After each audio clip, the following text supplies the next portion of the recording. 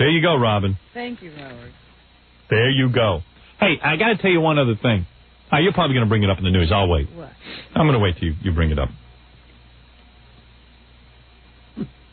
Bring it up. Go ahead. Bring up what I'm thinking about. You're going to talk about the guy who had perpetrated that massacre in Harlem? No. Oh, then that was what I was going to bring up. I was going to talk about the phones, the mobile phones. The mobile phone. People in state government. Oh, that, yes. You're going to bring that up? In city government, isn't it? In city, state, whatever. I don't know what it is. It's the city workers who are costing us millions with their mobile phones. Everybody and his mother now has a mobile phone, Robin. I don't. You don't, and I don't. The city workers who really don't need mobile phones. There's plenty of pay phones out there. To make a mobile phone call is a lot of money. It costs the city a lot of money. We pay for that. It doesn't even matter if somebody calls you. You start paying the moment you pick up a mobile phone. Because I read the funniest thing. You know our Lieutenant Governor, Betsy McCoy? Whatever. Yeah. No one can say her name because it's spelled McCoffey. Well, she's changing it to Ross now. That's easier. Betsy Ross? You know our First Lady, Betsy Ross? Yeah. All right. Our Lieutenant Governor, whatever. Betsy Ross. She got married the other day. That's right. They said there was so many cellular phones at the wedding that the priest had to stand up and please request that everyone turn off their cellular phone. Now, remember during the O.J. trial when Judge Ito would lose it every time a phone went off? Yeah. Now you understand. Yeah. All those reporters had phones. But reporter, I don't mind. It's not about, it's just that they're city pervasive. Workers. Everybody has one. City and state workers should not be allowed to make mobile phone calls. Well, it also became an issue in New Jersey. They said state officials in New Jersey were racking up a lot of mobile phone time, and they were claiming that, you know, they could either sit in a car and waste time doing nothing, or they could get some work done while they're sitting in traffic using their mobile phones. Right. In fact, what they said was we could either sit in our cars and listen to Howard Stern. Right. Or we could get on a phone and do some work while we're sitting in traffic. Well, that's different. Hey, I'll tell you something. One last thought on the Tonight Show. The reason I am so upset with Jay Leno, in all seriousness. Have you talked to Jay about this? No. It's not right to talk about this. This is how I talk. This is not behind his back. He hears every word of it because he sits and worships me.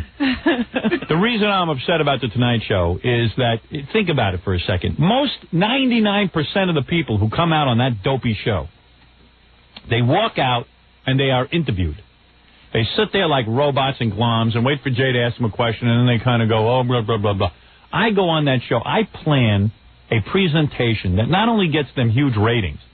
In fact, the guy broke out the ratings for me. This was like one of the highest-rated Tonight shows in history, one of them. And the following night, people tuned in droves just to see what Jay would say about the previous night. Absolutely. He owes you for 2 nights. 2 nights of ratings. It was a ratings bonanza. He had his biggest win over David Letterman this week for the first time. Why? Because he probably beat Nightline, didn't he? Yeah, he did.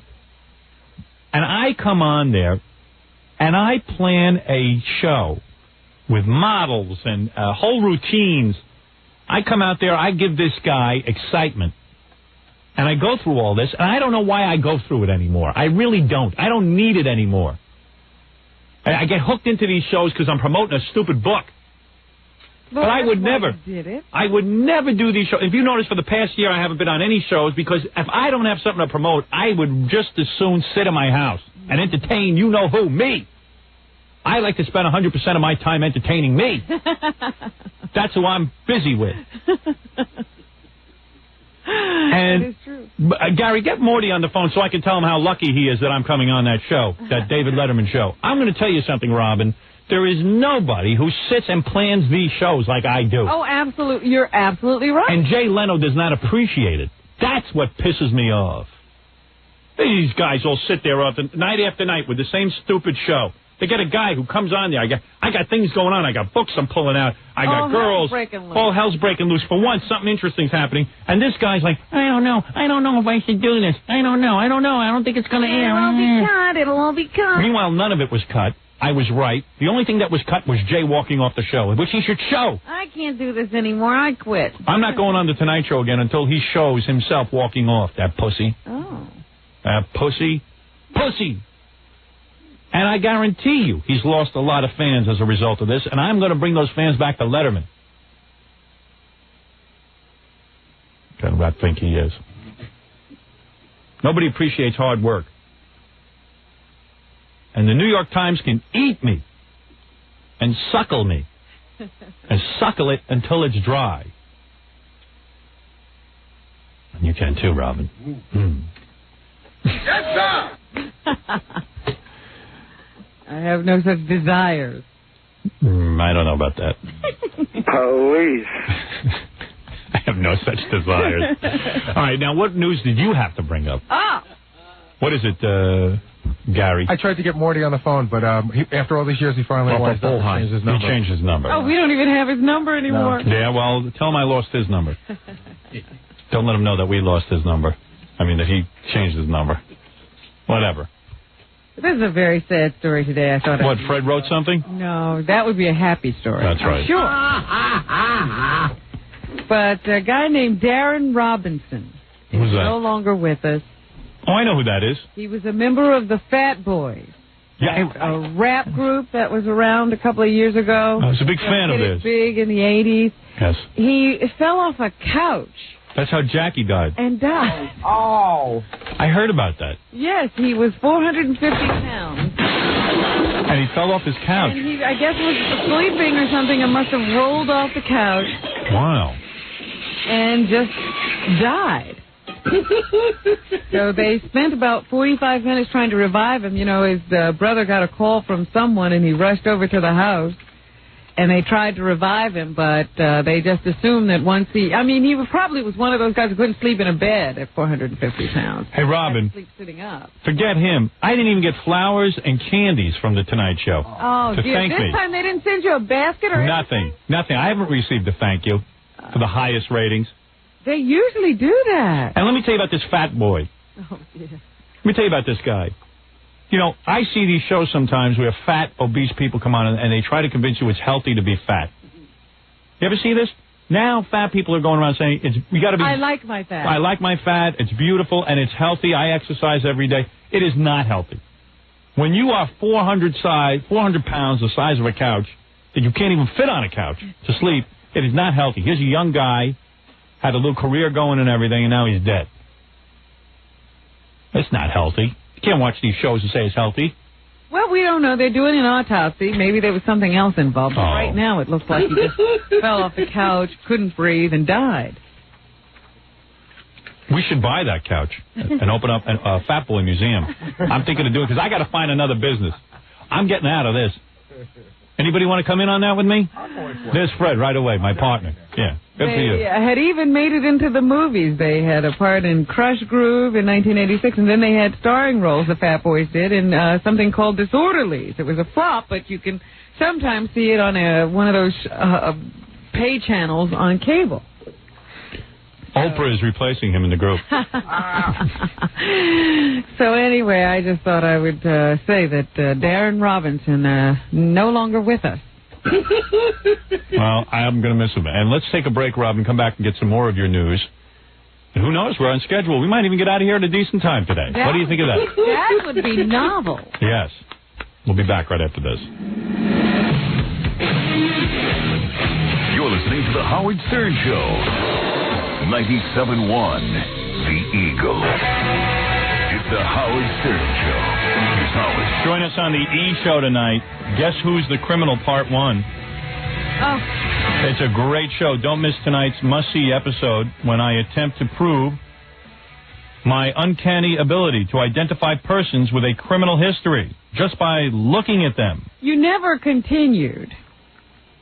It will continue tonight on E! You were supposed to do all races. And I gave up on black people. I don't know how that happened, You Robin. started and ended with that. You didn't remind me, in all fairness. That was your job. Hey, I got to remind you of it. Yep. I don't have to remind you about girls. Now, I'm reading this article about me in the Globe about how I suffered with mental illness. Yes. But it doesn't mention that I have a new book out. It doesn't? Yeah, I mean, that doesn't do me any good. Well, what are they acting like they were investigative reporters? Yeah. Yeah. Yeah. America's favorite shock jock reveals dark demons that drove him to the brink in his new book, it could say. It doesn't say that? No. And I just read the whole article and it doesn't say I have a new book out. Oh. Those guys suck. That's pretty wrong. Yeah. They didn't dig up that material themselves. Yeah, it makes it seem like I was hiding it. And I forgot to talk to Rob Zombie's girlfriend about it. Oh, that's right. Maybe I'll meet with her later.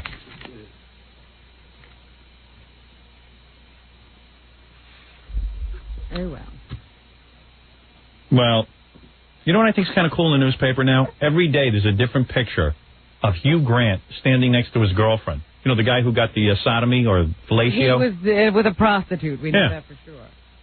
So now his whole career is just, they try to take pictures of him and his girlfriend together. And he looks uncomfortable and she looks stunning. Yeah. And what's great about it is, the reason, no, you got to ask yourself, why are they taking these pictures of them? You know why? Because no one can believe that she has to stay with him. Yeah. After he got, you know, fellatio from a black hooker. And you know that wasn't the only time. And right. you wonder if he's still doing it. Yeah. So the press is always happy to see them together. So it's fun to see those pictures of them together. Well, it's interesting to me. It's made her a huge star. Yeah. He gets a little fellatio and she's a big star. Yeah. Because now I'm watching her, you know, like she became the spokeswoman for some big cosmetics company. Yeah. And they've got commercials of her all over the TV. Yeah. And that's the only reason you know her. Because Yeah. her boyfriend sleeps with prostitutes. Yeah. Yeah. Yeah. Yeah. Yeah, that's right. Yeah. Hookers. Whores. Anyway, you were saying, you're going on with the news. I didn't mean to interrupt. Yes, yes. Sometimes I have an observation in the news. Well, very good. Thank I don't you. know which way to go. The news is so Just do happy stories. Well, that's what I was thinking. Maybe I should do these wacky stories. They've been piling up. Yeah, just do some good, wacky. Ignore the burning and the looting. I can't even figure out what's going on in Harlem. Some guy burned down a store because But he hates shot Jews. up a bunch of people, and then he burned down a store, and he shot himself. Yeah. They were in an argument with this store because another store is going to be run out of business, so there was supposed to be some kind of boycott. It's a whole thing. But, they Forget just found out who he is, and he's got a record, and, whatever. Forget it. It's too complicated. Who can figure it out? Let him work it out on the Ricky Lake show. Thank you. A man admitted he had sex with a dead deer. Now, a lot of people gave me this story in Philly to give to you. And drank some of its blood. I've had it for a couple of days, and I just haven't had a chance to get to it. I figured today was the day. So he had sex with a dead deer? Yeah, well, is that he didn't against the even law? shoot the deer. Listen to this. Yeah. Police are investigating. They were investigating an obnoxious odor, and that's how this all came out. Let me ask you something. Is it a female deer at least? Let me look for, all the details. Or was he weird? Or is he one of them homos? They said they had this obnoxious odor coming from Michael Huzar's Bethel Park apartment earlier this week, and they went inside. Michael Huzar? Yeah. What kind of name is that? I don't know. That's a white guy crime. Black people don't have sex with deer. They don't drag a deer into the house. No, they don't. That's a white guy crime. With it. Anyway, they came into the apartment and they found a deer carcass inside. It appeared to be 4 or 5 days old. Good they caught this guy because you know what's next. They get on to something new. Yeah, he'll start experimenting with other kinds of other carcasses. Yeah. Police then called officials from the Pennsylvania Game Commission because Huzar had a crossbow. I mean, you're not allowed to keep dead animals in your house? And they speculated that he might have shot the deer with it, which would have violated game laws. Oh, so that's the only law he violated, really? Yeah. It's okay to drag the carcass into your house and have sex. No, but in all seriousness, I mean, that was... Like, what's the difference between going to the store and bringing home a piece of steak as opposed to having a dead deer laying in your house? They're both dead animals laying in your house. True. Right? But, you think this guy went out and shot the deer, don't you? You should be yes. a lawyer. He did not. I should be a lawyer, right? He's a lawyer. Yeah. Your Honor. But wait a minute. He didn't shoot the deer. Right. He happened upon the deer, and it came to him. Hey, I could take this home and have sex with it. Oh, so you've never thought of that? He wasn't even thinking about shooting a deer. Not every guy can be Rob Zombie and have a hit album. It's hard to get girls. According to him, he just found the deer. Better he has sex with a deer than like going around with dead women and stuff. He then told the game commissioner that he had sex with the animal's carcass. See, I'm not against that. The Indians believed in using every bit of the animal that they killed. Even the urine. For scent. But can you imagine repeating this? No, just tell him you shot the deer, damn it. Right. Why you tell? No, I didn't shoot it. I had sex with it. Fred when Fred was growing up in Hartford, he once had sex with a moose, but then he let her go. He never. But she had pretty eyes. No, but that's so. In other words, he also admitted that he had. But wait a second. I don't understand something. He had drunk some of the blood. So the cops found this deer in his house, and all of a sudden, thinking, and he blurted out, "I've had sex with it." Yeah, because they were saying, you got a crossbow in the house, you probably shot this deer illegally. He goes, no, I didn't shoot the deer, I just had sex with it. That's what he said. Oh, the guy's got to be retarded. Oh, man. Your Honor? He was arrested on Tuesday at his home and charged with voluntary deviant sexual intercourse, so that is a crime. That's something you want on your record. Have you ever been arrested, sir? You apply for a job. Yeah, I had deviant sex. Oh, all right, we can forgive that. Listen, you're with a woman, you got a little crazy. No. A woman? I was with Bambi. Wow. They don't tell me the sex of the deer, though. I'm sure it was a girl. We hope. I don't know. To think of gay sex with a deer is ridiculous. That's wrong. So they arrested him for that? Well, yeah, he had to be charged. He was being held in the Allegheny County Jail. You know, it doesn't seem that weird. Just imagine being in jail, you got a bunch of guys around you. What are you in for? Short eyes. You know, yeah, because, like in prison, they beat up guys who are like child molesters. Imagine when they find out you had sex with a deer. Deer molester. Oh, but you know what's weird? It doesn't sound that strange knowing guys, because, look at guys have sex with, those penis pumps and stuff. True, yeah, and plastic dolls. Plastic dolls. I've had that. So probably a deer feels more like the real thing. I mean, when you consider guys. What? I mean, not that I've done that. Why would you drag a dead deer home and keep it for 4 or 5 days? I mean, what, did he fall in love? Well, maybe. You never been lonely? Because he must have noticed the smell. I don't know. Jackie, can you move that lamp? It's in my eyes.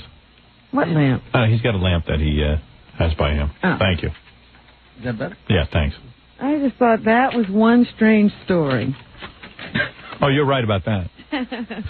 Here's another strange story. A man bit off another man's ear during a barroom brawl, then swallowed it when police confronted him.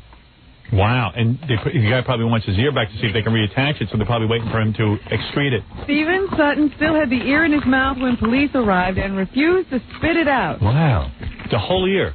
He sucked it in and out of his mouth several times before swallowing it. Wow. Ooh, this sounds like a horror film. He's going to be at the White Zombie Show in Philly Civic Center. The police said this is a first. Definitely a first. So he just swallowed the guy's ear. Wow. Fred did that once. Fred has done everything Everything, once, according to you. Hopefully they'll grow him another one on a mouse's back. That's the only way he'll get one now. Let's take a break. I'll continue to fiddle around with my underpants and my dress. Yeah, no, they're fine. And I'll get into the real stories, I guess. After talk about what that seemed real. Going on. All right, we'll be back right after this. You're listening to The Howard Stern Show. 97.1 The Eagle. Yeah. Oh. We're back with The Howard Stern Show. Here's Howard.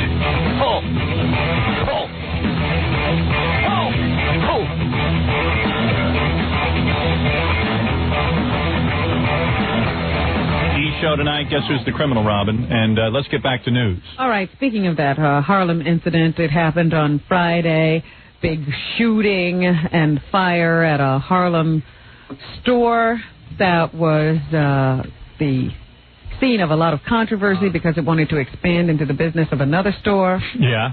There was a boycott, including the likes of the Reverend Al Sharpton. Sharpton, however, says the man who has now been identified as the shooter and the killer is someone he did not recognize or by name or by picture. They say that, he didn't know who he was. However, people think he was part of this protest. Anyway, the thing that I wanted to bring up here is that they seem to think it was a racially motivated crime. One of the people who survived says that the guy ordered all the brothers to leave And then when this guy, who was Indian, tried to walk out, he goes, "No, not you. You're a Jew. Oh, boy. You stay."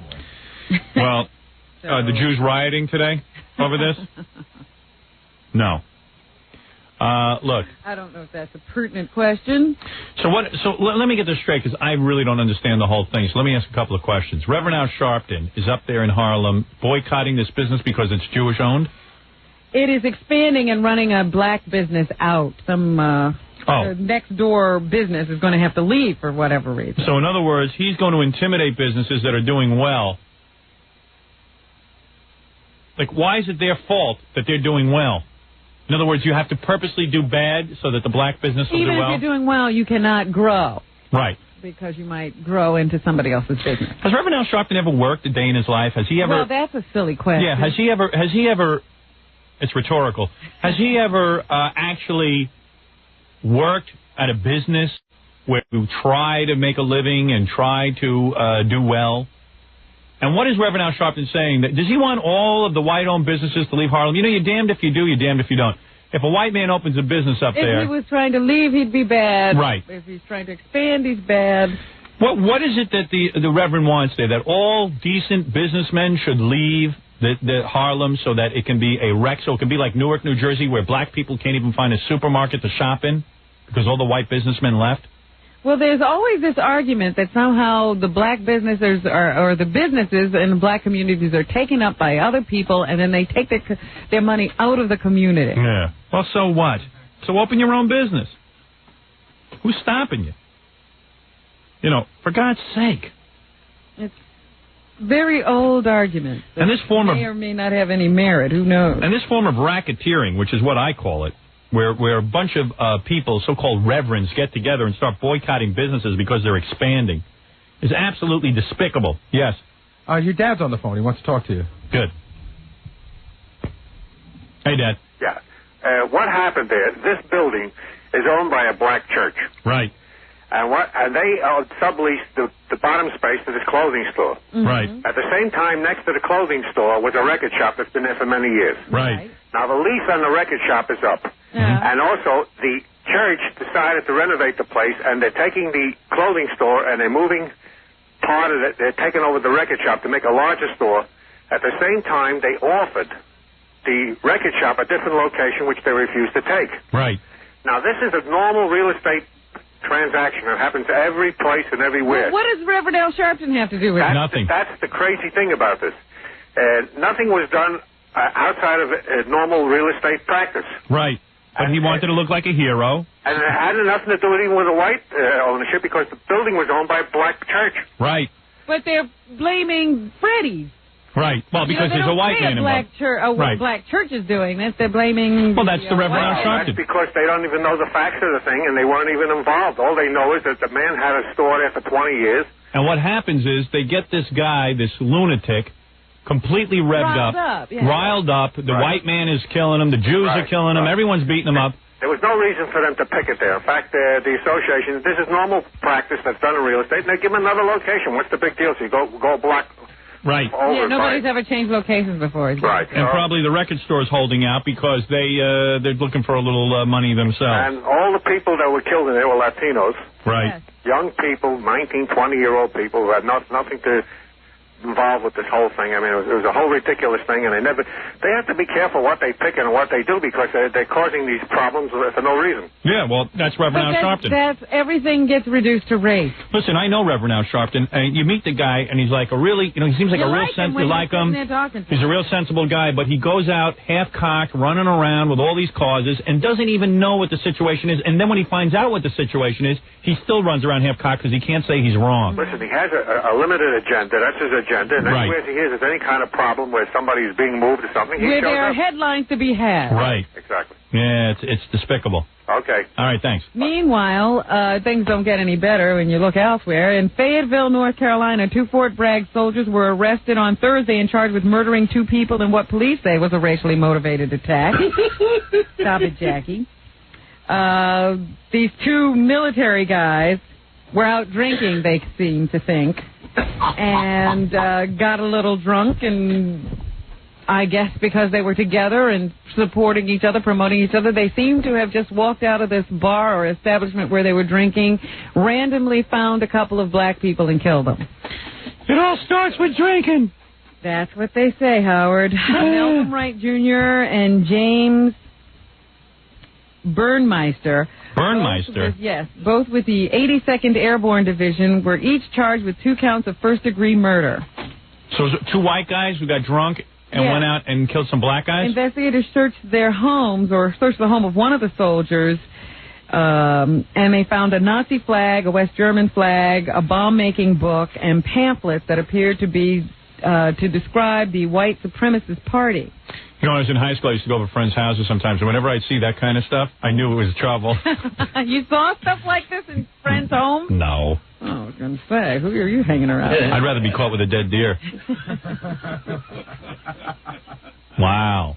Yeah, so it just seems like they just got it into their head that night that they were going to do that because there was no altercation. These people who were killed were walking in their own neighborhood. Wow.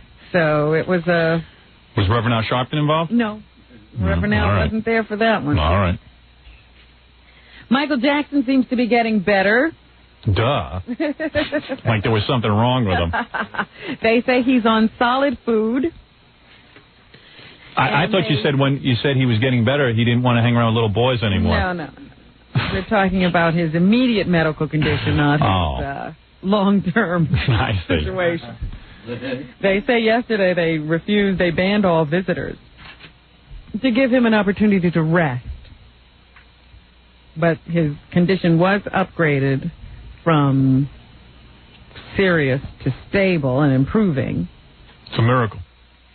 And like I said, he's on solid food, and he had a lot of visitors. His wife has been in. Diana Ross stopped by. His wife? What else am I going to call her? Well, whatever you want. You're right. You're a news person. You have to say the legal term, wife. So there you have it. He's still in, but they say he could be moved from intensive care today. You think like Lisa Marie got there and she got so horny she had to have him, so they had sex in the hospital bed? Or do you think that she just... I don't think when he's completely healthy. Really? I don't know why you're saying that. You don't know that. You're not there. I just can't imagine it. Why you got to put him down? Why you have to? Why do you have to ridicule him? Look, this is a guy who, as far as I can tell, he must have been a virgin until this past year. Really? Interesting that you say that. You know a lot. Hee. Let me take a break, Robin. You can finish your newscast. Thank you. After these short words. You're listening to The Howard Stern Show. Stay right there. 97.1. The Eagle. Yeah. You're listening to The Howard Stern Show. Once again, Howard Stern. I taped Saturday Night Live so I could see Silverchair. Yeah. That's that group of 16-year-olds. The drummer's 15 and the lead singer's 16. And they were really good. Did you see them? Yeah, I tried to stay up to look at it and I fell asleep. They were really good. I want to see them. Yeah. They were really good, and they look 16. They don't look older. They look every bit of their age. Yeah, it's really weird to see like little kids. I mean, they even look young in the videos. Yeah, but the songs were all good. I only saw one song. You know, that hit song they have. Right. Whatever that is. It was really good. Fat Boy? Yeah. Fat Boy. Mm. But the kid's 16, and it really pisses you off. How could he be that good? And they don't like anybody talking about that they're 16.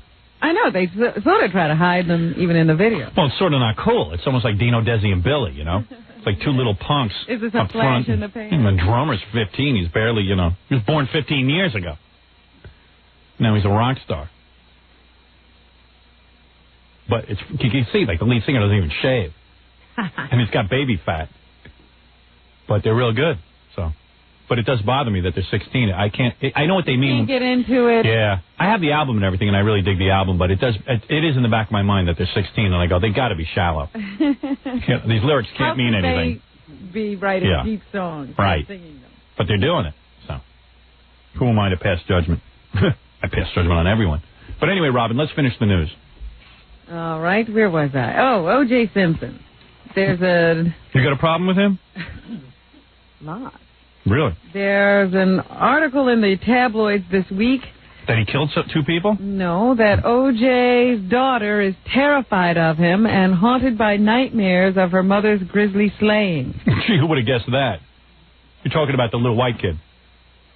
I'm talking about Nicole's daughter. Yeah, Sydney, the white one. Not the 2 black kids. They're not scared of him. They grew up in a rougher neighborhood. You are so racially sensitive. Hey, I'm just trying to... I just want people to know who you're talking about, the little white kids. I'm talking about his 10-year-old daughter. I think that's specific the white enough. one. Yeah. Go ahead. I'm wearing a dress. Her in the magazine is saying, Daddy, I don't want to see you no more. That doesn't sound like a white kid. See? Hey, Daddy, I don't want to see you no more. That's why I said, why deal with all these labels? You're absolutely right. Apparently, Justin, the youngest, has no problem with his father and seeing his father. Sydney is plagued by nightmares of Daddy killing Mommy. Maybe she saw it.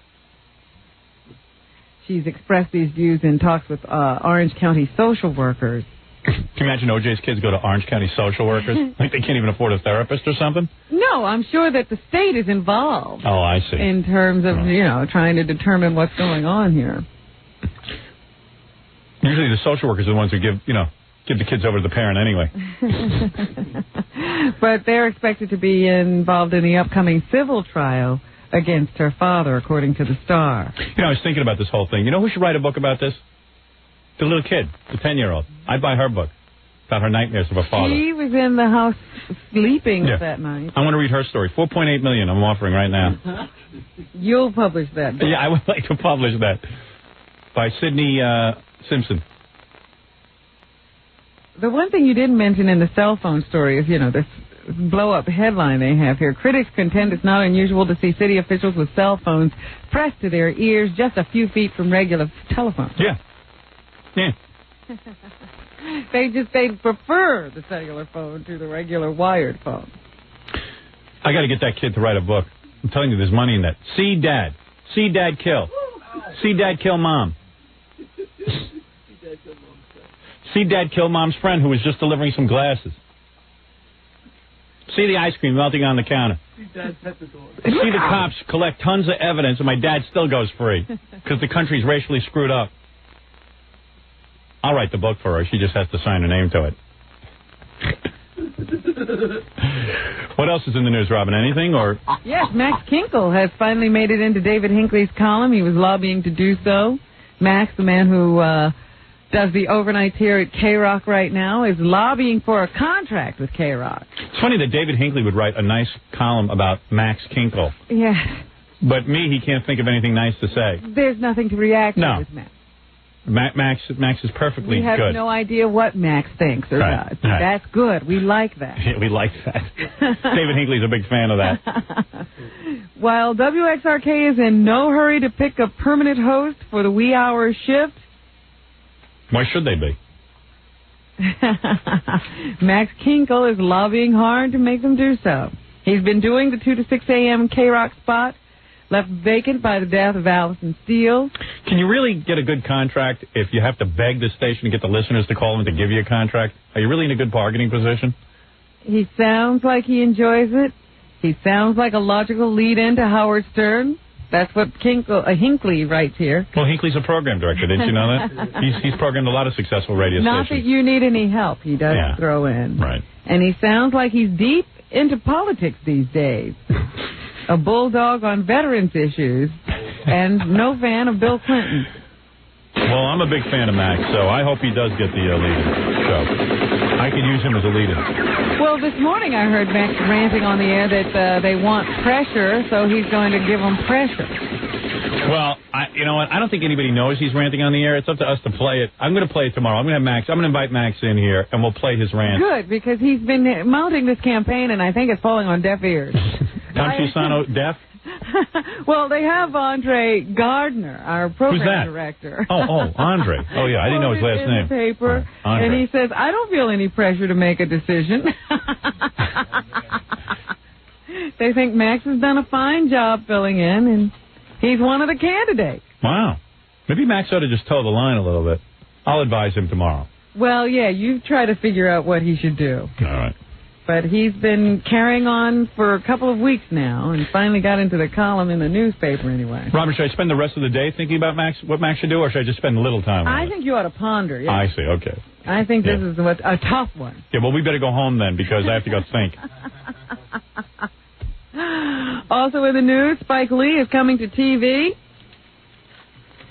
Oh, no. He's going to be developing a pilot for CBS. He says there are too many cartoonish sitcoms about black life and not enough black dramas on TV. Listen to this guy. He always finds something. He's never motivated by a desire to tell a story. Right. He's always motivated by some political thing he says. He always sounds angry. I mean, you can't be angry with TV. I can't find white people on TV anymore. I tuned in those Billboard Awards. I tuned in the Billboard Awards. There was a one white group on there, all black people. I tuned in TV. Tons of black people this. You would think the country was populated only by black people, and now Spike Lee has found the problem. You would think there was a coup in this country, and black people took over. Even on the news, I can't find a white newscaster. And Spike Lee has figured out that there's no black people. But it always cracks me up. He doesn't like what's on there now. Right. It wasn't like he decided he had a good concept for a TV show. Right. He just looked at TV and decided he didn't like it, and he's going to write one. Can I tell you what he really did? What? He took a look at the movie business and saw that there wasn't any for him anymore.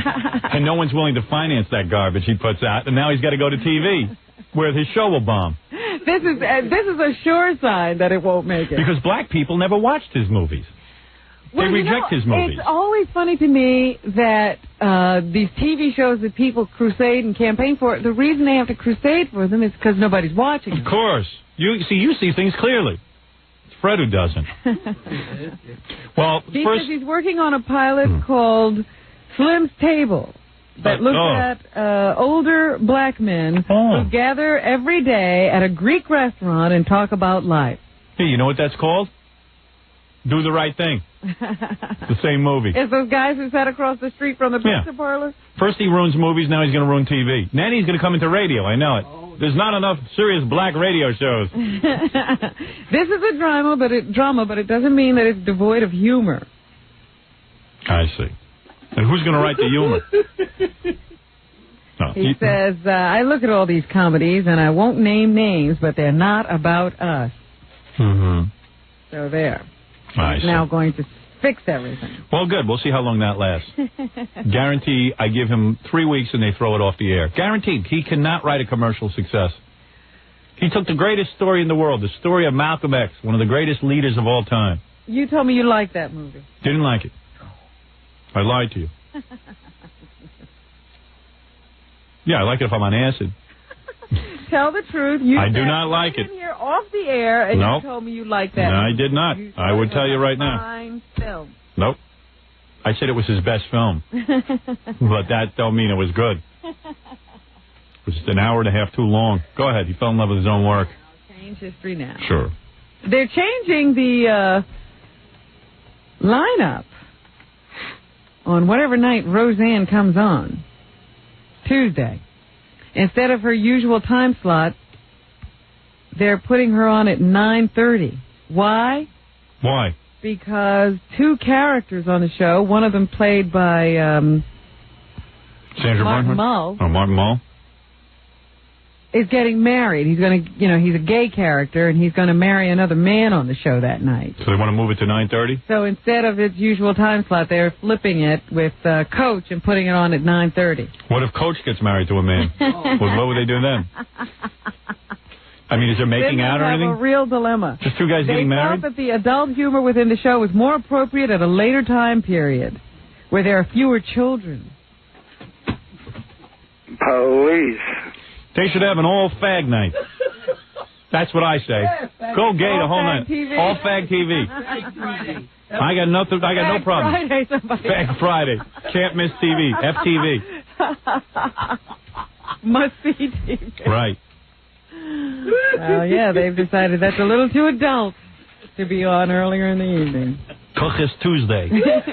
Anything else, Robin? Yes, number one at the movies again this week, Toy Story. Oh, I could have been a potato in there. Oh, Don Rickles. Number two was the new Steve Martin, Father of the Bride 2. Oh, him. He's a comic. I could be a father, too. Sadly, the firebomb victim, the token booth clerk who was caught in that firebombing and rushed to a hospital, he died. So, the firebombing incident is now a murder incident, and they say there have been a couple more attacks. Unbelievable. Society has decayed. Toll booth. First Roseanne's going gay, now this. Of course, they still want to blame the movie Money Train. Well, they shouldn't. These deviants who do these kinds of things are not influenced by movies. Yeah, they're deviants. That's all they are. It doesn't matter what they see. They're going to do something bad. Thank you, Robin. So, that's what happens. Thank goodness in those two other fire attacks, the token booth clerks were able to escape and not receive serious injuries.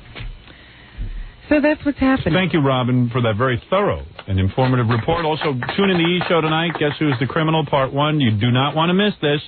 Robin Quivers is in Playboy this month, giving a very in-depth answer to 20 questions, 20 most interesting questions.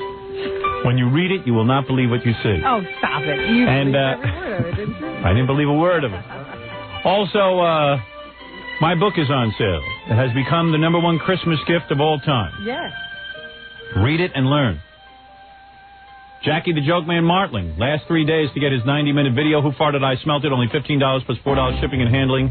A Yuletide special. Buy 2, get 1 free. Guaranteed Christmas delivery. Call 1-800-323-KING to get Sergeant Pecker, Jackie's latest masterpiece. And Jokeland's internet address. Call 516-9221. I believe Sergeant Pecker is the most defining moment in Jackie's career. My masterwork. King Norris returns to the Long Island Brewing Company in Jericho, Long Island this Saturday. That's Fred's band. Yes. Boy Gary comes to South Philadelphia this Saturday from 1 to 3 p.m. at Foreman Mills Clothing Store on the corner of Swanson and Wolf. And when he gets there, I don't know what he'll do. Go see and then report back to us. Gary says he's going to drag a dead deer into the store and have sex with it. Don't miss Stuttering John appearing in Tony and Tina's wedding every Wednesday and Thursday night. For information and to get a signed copy of John's CD, call 201-942-OUCH. Rob Zombie and White Zombie at the Philly Civic Center, December 13th. If you're planning a wedding or party and you need a DJ, call Scott the Engineer's Rocket Entertainment at 718-BAG-5040. Everybody